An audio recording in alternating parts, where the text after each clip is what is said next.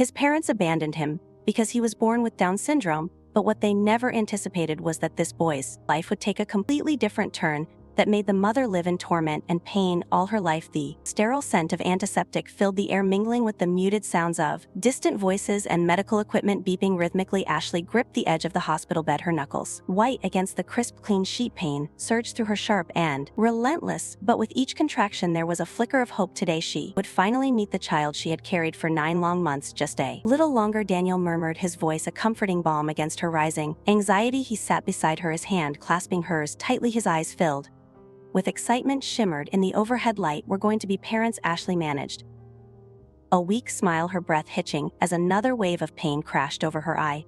Can't wait to hold our baby, she gasped, focusing on the vision of their child, their miracle. With every contraction, her determination grew stronger, fueled by the anticipation of new life.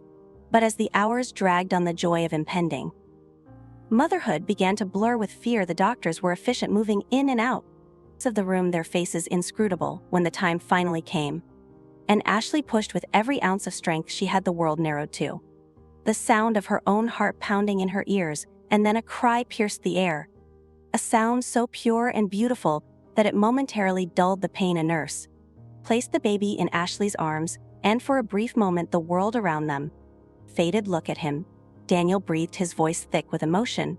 But as Ashley gazed down at the small face swaddled in white, her heart sank. The baby's head was larger than normal, his eyes were wide and bulging, and he has only one ear. And Ashley's breath caught in her throat. Is everything all right, she asked, the dread pooling in her stomach. The nurses exchanged worried glances, and moments later a doctor entered, his expression grave. We need to perform some tests, he said gently. It's important to check for any genetic anomalies. Ashley's heart raced as the weight of those words settled in. Hours later the results came in, and Ashley felt the room shift around her. The doctor's voice was calm, clinical, yet the words struck her like a blow. Your son has Down syndrome. A heavy silence enveloped them. Ashley looked to Daniel for support, but his face twisted in disbelief and anger. What do you mean? Daniel's voice rose sharp and accusatory. This is your fault, you should have known. Daniel, please, Ashley pleaded, tears streaming down her cheeks. He's our son. He needs us. Daniel shook his head, stepping back as if the child were a contagion. I can't do this, I won't. You've brought a defect into our lives. His words echoed through Ashley's mind, drowning her in a sea of despair. She had never imagined this moment would be tinged with so much pain. The elation of motherhood was overshadowed by a chasm of fear and shame. The days that followed were filled with a suffocating silence. Daniel grew distant, refusing to look at the baby or Ashley. He spent hours pacing the hospital hallway, muttering under his breath about the life they had lost. Each passing moment deepened the rift between and transformed form in their home from a sanctuary into a battleground of unspoken grief and resentment. Ashley tried to bond with her son, holding him close, whispering promises of love, but her heart felt heavy with fear and uncertainty. What kind of life could they offer him? What would the world think? As the reality of their situation sank in, Ashley felt cornered by a whirlwind of emotions, guilt, sorrow, and the overwhelming weight of responsibility. She wanted to fight for her son, but Daniel's rejection loomed like a dark cloud, suffocating her spirit. One night, as she rocked the baby in her arms, tears slipped down her cheeks. The weight of her circumstances pressed heavily against her chest, and she was overcome by a sense of isolation. It was then she made the most agonizing decision of her life. In the early hours of the morning, with the world still shrouded in darkness, Ashley placed her sleeping son in the hospital crib, his small body wrapped tightly in the blankets. She brushed her fingers lightly across his forehead, a farewell tinged with heartbreak. I'm so sorry, she whispered, the words barely escaping her lips. She turned and walked away, her heart shattering with each step.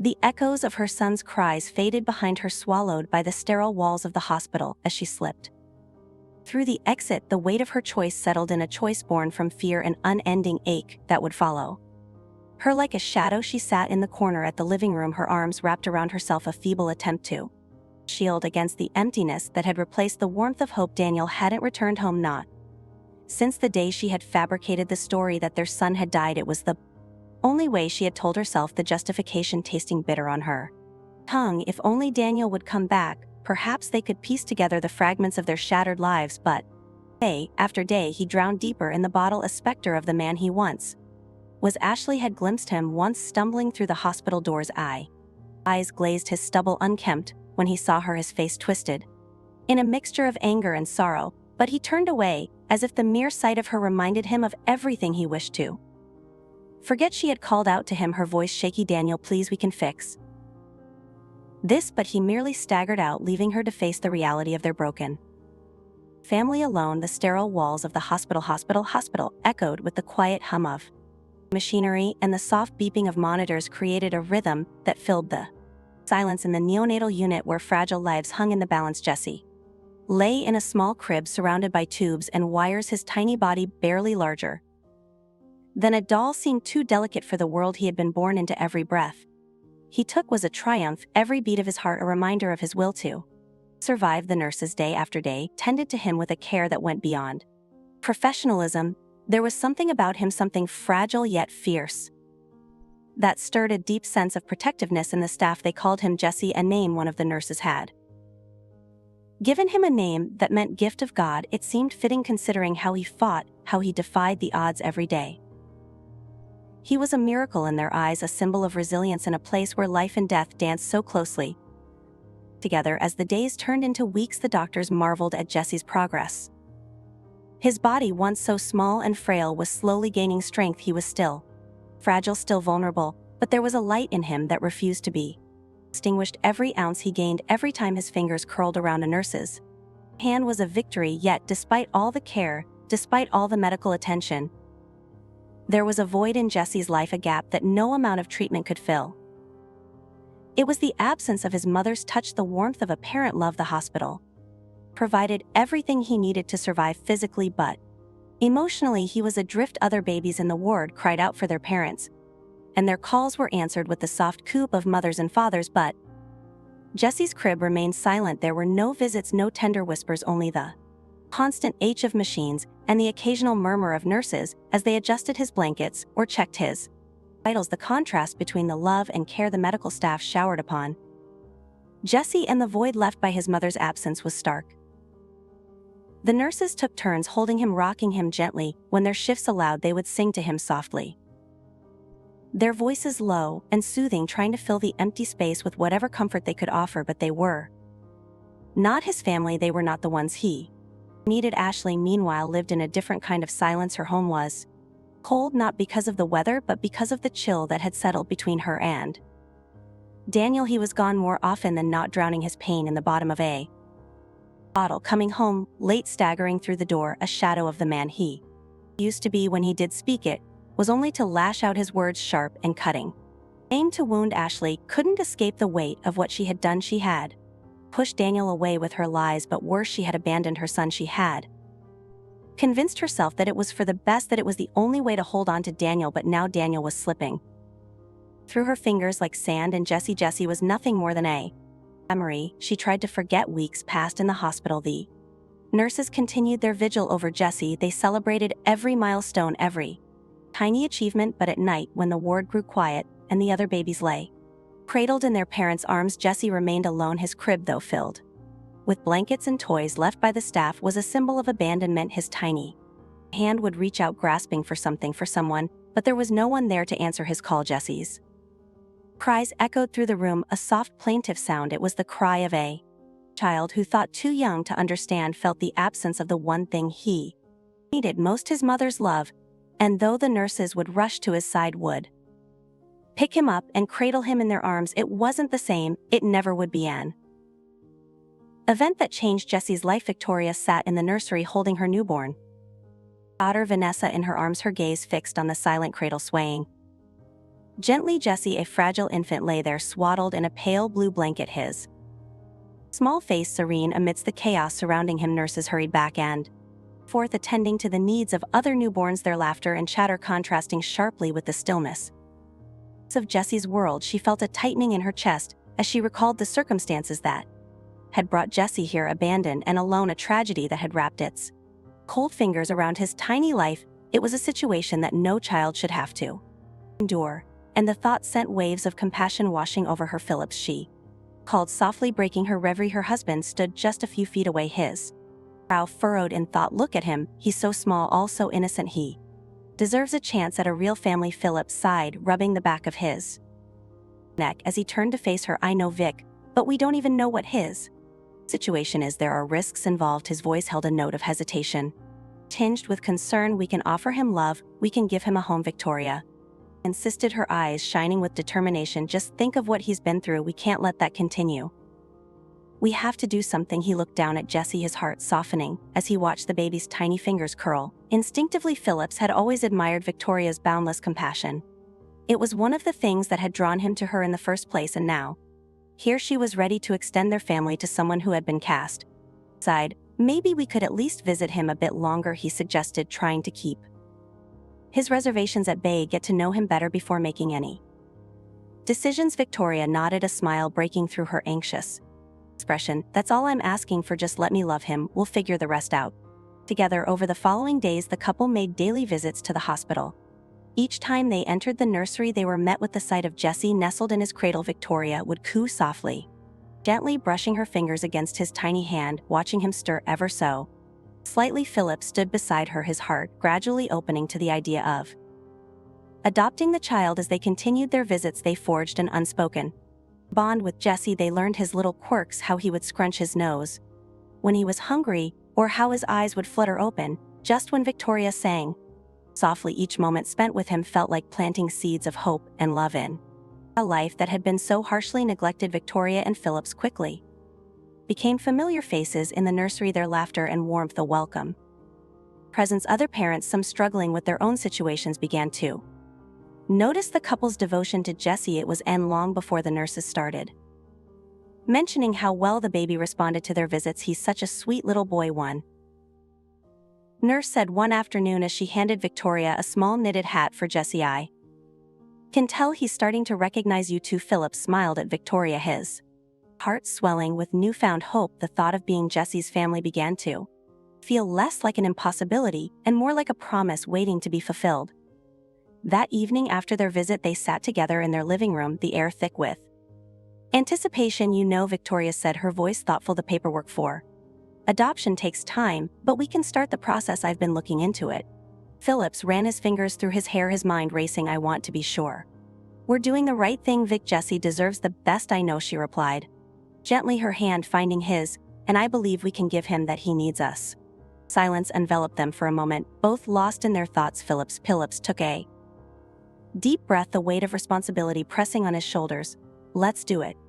Litun, bring him home. Victoria's eyes sparkled with joy. Really, you mean it? I do. Let's give him a family. Let's give him love. And so as they embarked on the journey of adoption, they felt a sense of purpose fill their hearts with each passing day. Their commitment to Jesse deepened. He was no longer just a boy in a cradle. He was the child they had longed for, a beacon of hope in their lives. As they left the nursery that evening, Phillips glanced back at Jesse, a wave of emotion washing over him. This child who had been left to face the world alone would now have a family who would cherish him. The weight of their decision settled comfortably in their hearts, intertwined with dreams of a future filled with laughter, warmth, and unconditional love. Jesse was brought home by the Davidson family, stepping into a world far removed from the cold, sterile hospital where he had spent his first fragile months. The sprawling house welcomed him with open arms, its warmth and life filling the empty spaces where Jesse's earlier days of abandonment still echoed. Victoria Davidson, Jesse's adoptive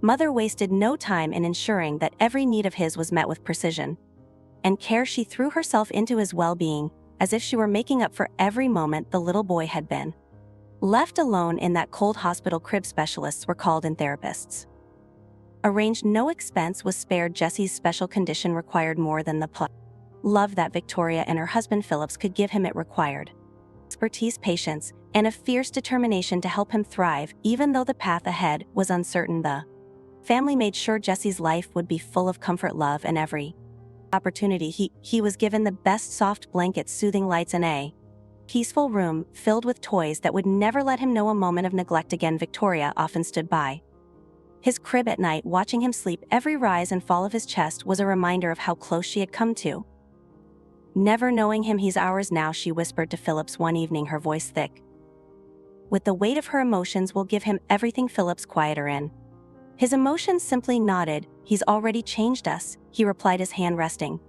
on her shoulder, and it's only the beginning. Days turned into weeks, and Jesse began to grow in a home brimming with love. The contrast between his life now and the one he had known was stark. He no longer knew the clinical touch of nurses, who did their best but could never offer the warmth of a mother's arms. Now Jesse was enveloped in the unconditional love of a family that had chosen him not out of obligation but because they couldn't imagine life without him. The Davidsons made sure Jesse's arrival into their family would be recognized not just in their hearts but in their community. Victoria, always fond of tradition and celebration, insisted on organizing a grand baptism for both Vanessa and Jesse. The event was to symbolize not only the cleansing and blessing of their two children, but also to formally introduce Jesse to the world. As part of their family, this was no ordinary event. It was one that would capture attention far and wide. When the day of the baptism arrived, the Davidson estate was transformed into a scene of elegance and celebration. The press, always eager for a heartwarming story, had already caught wind of the event. After all, it wasn't every day that a prominent family like the Davidsons chose to adopt a child with Down syndrome. Jesse's story, already tragic in its beginnings, had taken a turn that many wanted to witness firsthand as the cameras flashed. Victoria and Philip stood proudly with their two children. They hugged Jesse and Vanessa in their arms. The ceremony was intimate, but the world was watching. Victoria spoke softly to Jesse as the priest approached with the holy water. "You are loved," she whispered, her voice barely audible above the quiet murmur of the crowd. The moment the water touched Jesse's forehead, the air felt electric, like something significant had just happened, and in a way it had. The world was being shown a glimpse of a second chance, a life one once discarded, now embraced, cherished, and given the opportunity to flourish. Photos of the baptism flooded the newspapers the next day, painting the Davidsons as saviors, heroes. Even the headline of one major paper read, "Davidsons adopt miracle boy. A family's love transcends boundaries." But for Victoria, this wasn't about headlines or admiration. This was about Jesse, a boy who had needed her as much as she had needed him. The world might have seen the Davidsons as extraordinary, but in their quiet moments at home, when the cameras were gone, they were just a family who loved each other deeply and would stop at nothing to make sure Jesse and Vanessa were safe, loved, and prepared for whatever life would bring. 2 years had passed since Ashley's life took a dark turn. The days bled into one another, each moment a reminder of her choices. Daniel had moved on, leaving her behind for another woman, and the ache of his absence whetted her insides as she wandered through the city. The bustling streets felt like a distant echo of a life she no longer recognized. The morning sun filtered through the sheer curtains of her small apartment, illuminating the dust motes that danced in the air. Ashley sat at her tiny kitchen table, her fingers tracing the rim of an empty coffee mug. She had spent too many mornings like this, staring into the void of her regrets. It was a mundane Tuesday when the newspaper caught her eye, folded on the counter where she had hastily tossed it the day before. As she unfolded the crinkled paper, the headline leaped out at her: "Local family celebrates baptism." A day of joy and reflection. Her breath hitched as she spotted the photograph. The Davidson family, their smiles bright and genuine, adorned the page. In the center of the picture stood a young boy, his short curls framing a face that was both familiar and foreign. He was holding a white cloth, a symbol of purity, innocence, a stark contrast to the turmoil within her heart. The boy was mistakable, his appearance marred by the small absent ear. A chill swept through her, and for a moment the world around her faded into a blur. This was her son. The realization crashed over her like a wave, and she felt the weight of 2 years of loss and despair settle heavily on her chest. Panic surged as she recalled the moment she had let him go, the moment that had shattered her life. Her heart pounded in her ears as regret twisted like a knife in her gut.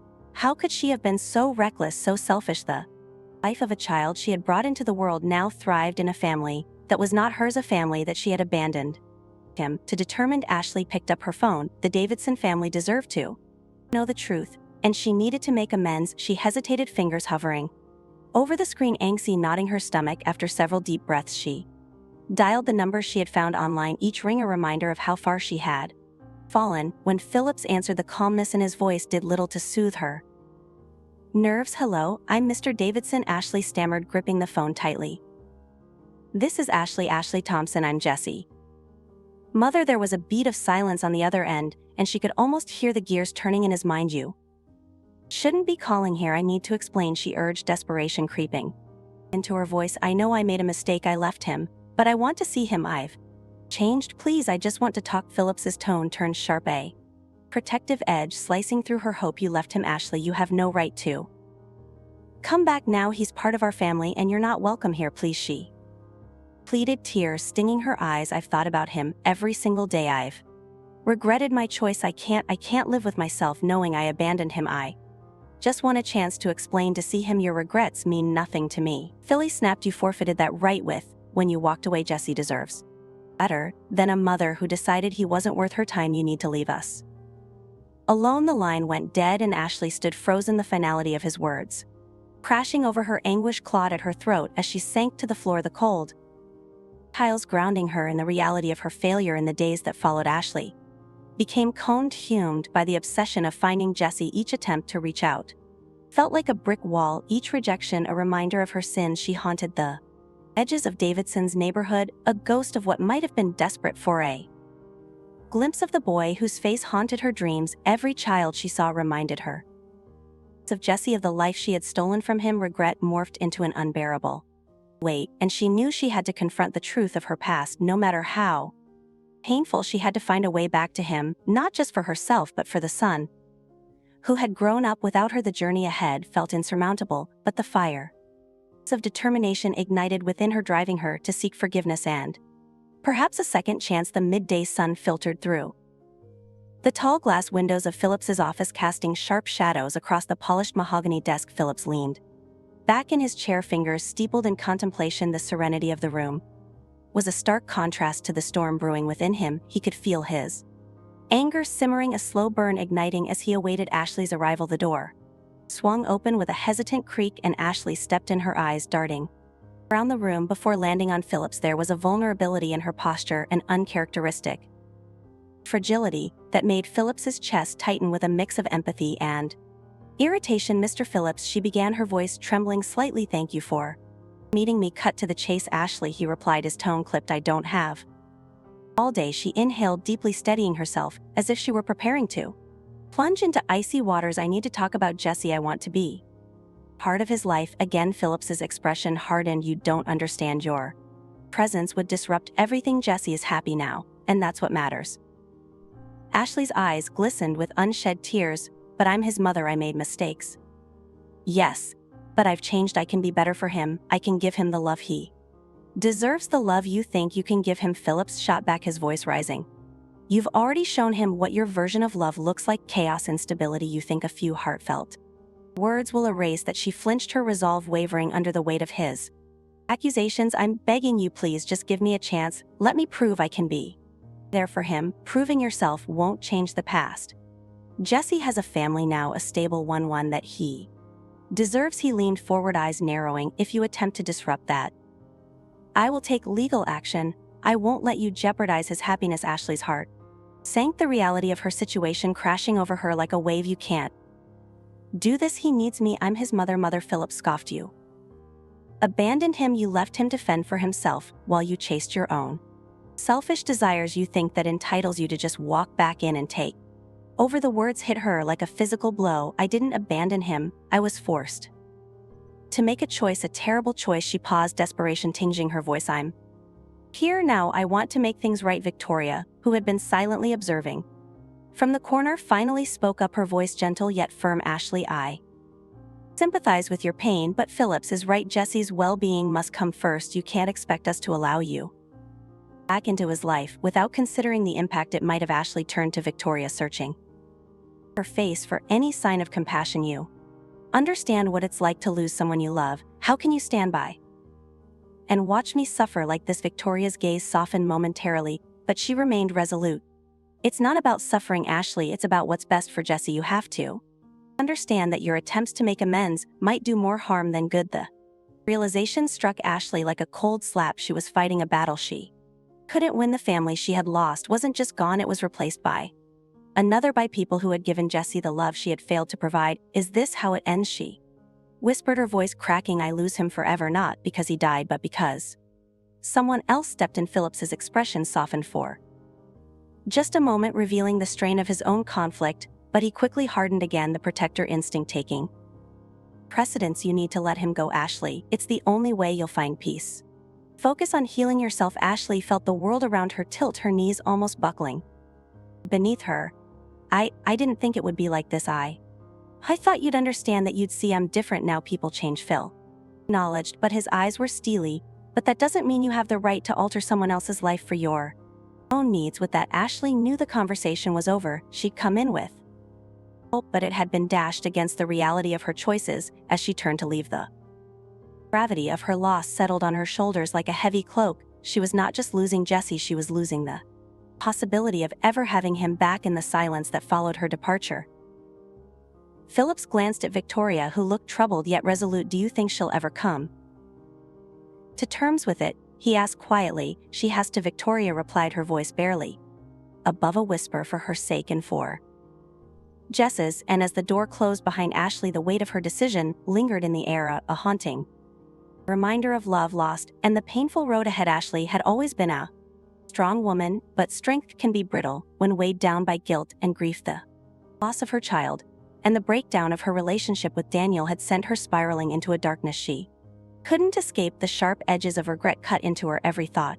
replaying the decision she made over and over until it became unbearable. Each day felt heavier than the last, the world around her dimming as her emotions swallowed her whole. Her thoughts became chaotic, fragmented. She began wandering through the city, eyes unfocused, feet dragging as if searching for something she'd never find. The once vibrant streets of the town she'd lived in her entire life now felt foreign. Storefronts, cars, even the faces of the people she passed felt like distant memories of people who lived in a world she no longer belonged to. Her mind was lost somewhere in the past, replaying those final moments with Daniel, the echo of his words, the weight of her own silence. One night she wandered farther than usual. The streetlights flickered above her, casting long shadows on the empty sidewalks. Her hands were shaking and her chest felt tight, like the walls of her mind were closing in. She stumbled, catching herself against the side of a building, her breath coming in shallow gasps. It was then that someone noticed her, a stranger who had been watching from across the street, concern in their eyes. They approached, gently asking if she was okay. Ashley couldn't answer. Her lips moved, but no words came out. She wanted to scream, to explain everything, but all that came was silence. The stranger called for help, and within the hour Ashley found herself in the back of an ambulance, the city fading away as they drove her to a place she never thought she'd end up at, a mental health institution. The quiet of the facility was a stark contrast to the chaos in her mind. She sat in her room, staring at the white walls, the hum of the air conditioner, the only sound breaking the silence here. There was no running away from her past, no distractions. She was left alone with her thoughts, her guilt, her loss, and it was here, in this sterile clinical environment, that she would spend the rest of her days, reliving the mistakes she could never undo. Meanwhile, Jesse, her son, now 3 years old, was living a life so different from the one Ashley had imagined. He was a bright and joyful child, always quick with a smile and a laugh. The Davidson had given him everything Ashley had hoped for, but could no longer provide a stable home, love, and security. Yet, even in his young age, there were signs that Jesse struggled. While he was a sweet and affectionate boy, his emotions were hard for him to control. Some days he would be the sunshine in the room, lighting up everyone around him with his infectious energy. But other days he'd become overwhelmed, small frustrations blowing up into tantrums that left him exhausted and confused. His new parents worried about him, wondering if the trauma from his early years, the instability, had left deeper scars than they could see. Jesse had moments where his anxiety would flare up, small, quiet moments that seemed to come from nowhere. His little hands would ball into fists, his breaths would become rapid, and his eyes would fill with confusion. His adoptive parents tried their best to soothe him, to give him the tools he needed to cope, but they couldn't shake the feeling that there was something more, something deep within him, tied to the life he no longer remembered, but somehow still felt. Despite these challenges, Jesse was resilient. His optimism and joyful nature kept him moving forward, bouncing back from the tough moments with a strength that even adults might envy. He was growing, learning, and navigating a world full of love, even though the shadow of his past lingered just beyond his reach. Jesse sat on the edge of his bed, a mess of sheets and stuffed animals surrounding him, like the comforting chaos of childhood. Sunlight poured through the window, illuminating his small room, which was adorned with posters of classical composers and bright stickers. He was humming softly to himself, a tune he had learned just the day before, his fingers instinctively tapping a rhythm on the mattress. "Jessie, honey, are you ready?" Victoria's voice floated in from the hallway, warm and melodic. "Almost, Mom," he called back, his voice high and cheerful. As he rushed to the piano in the corner of the room, Jessie glanced at his reflection in the window. His brown hair was tousled and his glasses slid down the bridge of his nose. He pushed them up and sat on the stool, placing his fingers on the keys. The notes spilled out clear and crisp, filling the room with a gentle symphony. Victoria appeared at the door, her heart swelling with pride. She watched him for a moment, mesmerized by how effortlessly Jessie lost himself in music. To her, it was nothing short of magic. "You sound amazing, sweetheart," she exclaimed, stepping inside. "Thanks, Mom, I'm working on that song you like." Jessie's eyes sparkled with excitement. "Can I play it for you later?" "Of course," Victoria replied, moving closer. She knelt beside him, brushing a stray hair from his forehead. "You've been practicing so much. Your dad and I are so proud of you." Jessie beamed, his face lighting up at her words. "I want to play at the concert next month. Do you think I can?" "Absolutely," she said, her voice steady. "You just keep practicing like this. You've got a gift." Jessie nodded, determined, but in the back of his mind, a shadow flickered, a thought he couldn't quite grasp. He had seen the way his friends at school sometimes hesitated, their eyes clouding with confusion when they talked about family. They would mention siblings and parents who shared similar traits, laughter echoing in their stories. Jessie didn't understand it fully, but sometimes a small part of him wondered if he belonged in the same way. Jessie, time for breakfast. Phillips called from downstairs. "Coming." Jessie jumped up, his heart racing at the thought of his favorite pancakes. He hurried down the stairs, the smell of warm syrup and fresh coffee filling the air. At the kitchen table, Phillips was flipping pancakes while Vanessa, his older sister, set the table. She glanced up, her eyes sparkling with mischief. "If you keep practicing that much, you'll be playing at Carr Hall in no time, maybe." Jessie laughed, his voice bubbling with joy as they sat together. Though conversation flowed easily, Phillips shared a funny story about his work, and Vanessa chimed in with her own hilarious interpretations. Victoria listened, her heart swelling at the laughter that filled the room, grateful for the life they had built together. After breakfast, Jessie returned to his piano, the sunlight now casting warm patterns across the keys. He played, losing himself in the music, his fingers dancing effortlessly. Each note felt like a release, a connection to something beyond self, and he savored the feeling of freedom it brought. Days turned into weeks, and Jessie thrived. Victoria and Phillips were diligent in nurturing his talent, enrolling him in music classes and encouraging him to perform for family and friends. Every concert felt like a celebration, a testament to the love that enveloped him. His passion for music grew deeper, as did his bond with his family, who celebrated each of his achievements with pride. But while Jessie flourished in his cocoon of love, a part of him remained blissfully unaware of the tumultuous history that had shaped his very existence. He couldn't remember the stories whispered in tones between his parents, the painful truths that lingered in the shadows as he played on. The world outside continued in its chaos, but inside the Davidson household, Jessie thrived, a testament to the transformative power of unconditional love. The days in the psychiatric hospital passed like a blur for Ashley. At first, she resisted the reality that she had lost her son, not just physically, but emotionally, spiritually. Every bond that once tied them together had been severed the moment she walked away. Jessie was gone, and he wasn't coming back. Ashley could still see his face, the softness of his features when he was just a baby, the innocence that she had abandoned in her moment of weakness and fear. It was this face that haunted her in the stillness of the night, and for the longest time she couldn't escape it. But slowly, as the days bled into weeks, and the weeks stretched into months, something began to change. The numbness in her chest started to TTW, and with that TW came acceptance. It wasn't immediate, and it wasn't without its battles. There were nights when she cried herself to sleep, clutching the thin sheets of the hospital bed, wishing desperately to go back in time and rewrite the story that had gone so horribly wrong. But over time the tears became less frequent, the agony less sharp. She began to accept the truth. She had lost Jessie, but Jessie had not lost his life. Meanwhile, out in the world beyond those sterile hospital walls, Jessie had grown into a man. The years had shaped him into something extraordinary, something that Ashley, in her darkest moments, could never have imagined. With the unwavering support of the Davidson family, Jessie had flourished. His hands, once small and fragile, had become strong and graceful, moving effortlessly over the piano keys. He had discovered his gift early, a deep, resonant love for music that echoed through every fiber of his being. The Davidsons, ever patient and loving, had nurtured this passion. They provided him with the best teachers, the finest instruments, and most importantly, the belief that he could achieve greatness despite the challenges that came with his condition. Jesse's journey was not without struggle. Of course, there were moments of doubt, times when the world felt too harsh, too loud, too unkind for someone like him, but he persevered, drawing strength from the love that surrounded him, from the family that never once made him feel less than whole. Now at 21, Jesse had become a renowned pianist, his performances drawing crowds that were moved by the emotion and purity of his music. Each note he played carried with it the story of his life, the abandonment, the adoption, the love, and the resilience. He didn't know much about his birth mother, only fragments of stories whispered in hushed tones. The Davidsons had never hidden the truth from him, but they had also ensured that his life was not defined by it. Jesse wasn't a victim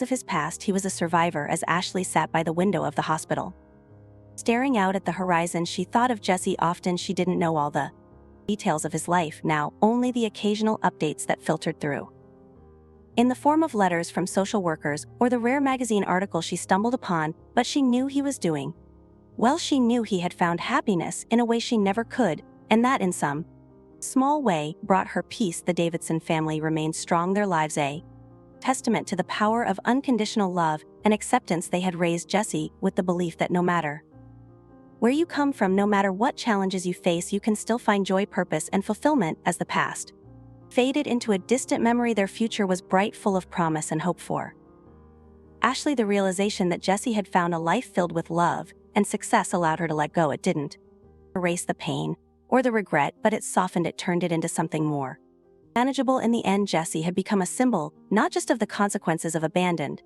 but of the incredible power of second chances. His life, despite its rocky start, was proof that love could heal even the deepest wounds. And as Ashley closed her eyes, she finally felt ready to let the past rest. Thank you all for sticking with us until the end of the video. The story of Jesse was truly an emotional journey, wasn't it? It's a powerful reminder that no matter how harsh life gets, love and perseverance can turn pain into something beautiful. Jesse not only overcame his heartbreaking past, but he also grew into a great artist, loved and cherished by the Davidson family. If this story touched your heart, don't forget to hit like and subscribe so you don't miss any of our upcoming videos. I'd love to hear your thoughts, so share them in the comments below. Remember, any one of us can rise above our past and build a better future, as long as we don't give up hope. See you in the next video, and have an amazing day.